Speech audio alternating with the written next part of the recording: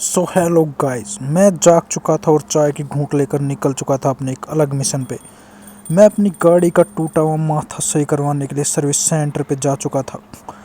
इसी बीच में जंगलों के अकेले रास्ते से सुनसान सड़क से गुजर ही रहा था कि अचानक मुझे कॉल आता है और मैं अपने ऑफिस एक रो एजेंट से एक नए दलालों की लिस्ट मुझे लेनी थी, जिसे लेकर तुरंत मैं अपने सर्विस सेंटर की दुकान पे पहुंच चुका था।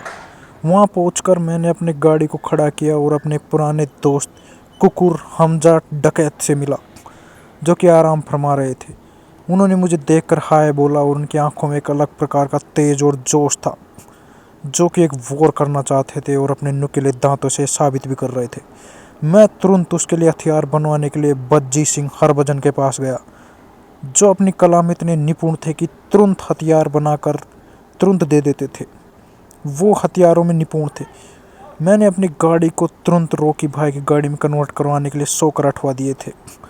इसी बीच उन्होंने मुझे जब तक गाड़ी तैयार हो द ग्रेट खली की भैंस को चराने के लिए भेज दिया था। मैंने उनकी भैंस को थोड़ी देर चराया और तुरंत दुकान पे जाकर देखा कि मेरी गाड़ी के पार्ट्स आ चुके थे। ये पार्ट्स इतने महंगे थे कि मेरे इनको रेट सुनकर फेफड़े फूट गए थे। मैंने उनसे पूछा कि नहीं लगवाऊं तो क्या ज़रूरी है। उन्होंने मुझे कहा कि साले लगवाने ही पड़ेंगे, क्या बेवकूफ़ है तू। मैंने तुरंत वहां से भाग गया और जाकर एक एडीपी के आया। मेरा मुंह लटक गया था क्योंकि पैसा बहुत ज़्यादा जा चुका था। मैं अपना निराशाजनक सम्मानजनक चेहरा लेकर वापस अपनी राइडिंग करते हुए घर लौट आया था। मैंने देखा कि मेरी गाड़ी चमक तो खैर चुकी थी, लेकिन मैं पहुंच चुका था एक दूसरे मिशन पे। उस मिशन को अंजाम देकर मैं तुरंत अपने पुराने रो एजेंट गोलू डकैत के पास आया और पार्टी शुरू कर दी। इसी पार्टी के बीच हमें ख्याल आया कि क्यों ना हमें एक घर पे चल के पोहे बनाने चाहिए, और हमने प्याजों के वस्त्र उतार दिए थे।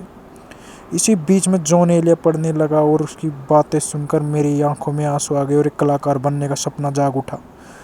हमने पोहे बनाकर तैयार कर लिए थे और गोलू डकैत ने खाना परोस कर मुझ पर एक बहुत बड़ा एहसान कर दिया था, क्योंकि मैं बहुत भूखा भी था। मैंने जॉन एलिया फिर से पढ़ा और उदास होकर तुरंत इस व्लॉग को यहीं एंड कर दिया, क्योंकि अब मुझे रोना था गाने सुन।